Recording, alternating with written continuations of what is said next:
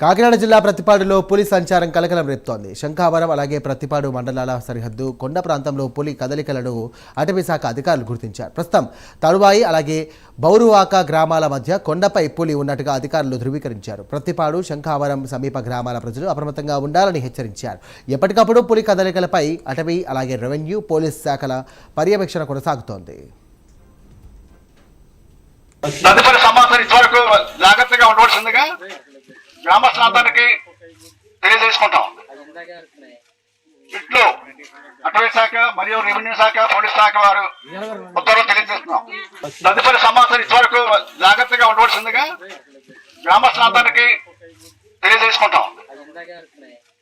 ఇట్లు అటవీ శాఖ మరియు రెవెన్యూ శాఖ పోలీస్ శాఖ వారు ఉత్తర్వులు తెలియజేస్తున్నాం. తదుపరి సమాచారం ఇంతవరకు జాగ్రత్తగా ఉండవలసిందిగా గ్రామస్తులందరికీ తెలియజేసుకుంటాం.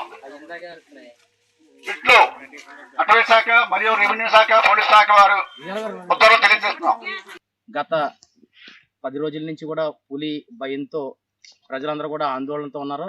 అదేవిధంగా రాత్రి తాడువాయి గ్రామంలో రావడం, తాడువాయి గ్రామంలో దూడపై దాడి చేసి అటు నుంచి అలాగా మాసంపల్లి బౌరోక మీద నుంచి మాసంపల్లి మీదుగా వచ్చి ఇందాక పొద్దున్న 10-10:30 ప్రాంతానికి తొంట నాగమణి గారి సేలోంచి రోడ్డు దాటడం జరిగింది. మేము కళ్ళారా చూసాం. చాలా భయాందోళనతో మేము ఆందోళనతో పరుగులు తీసాం. పులి దాటి ఇలా రాజవరానికి వైపుగా రావడం జరిగింది. దాని తోడు మన ఫారెస్ట్ డిపార్ట్మెంట్ అంతా కూడా ఎలర్ట్ అయ్యి కూడానే పులిని ఎక్కడ ఉందో దాన్ని చేంజ్ చేస్తా ఉన్నారు.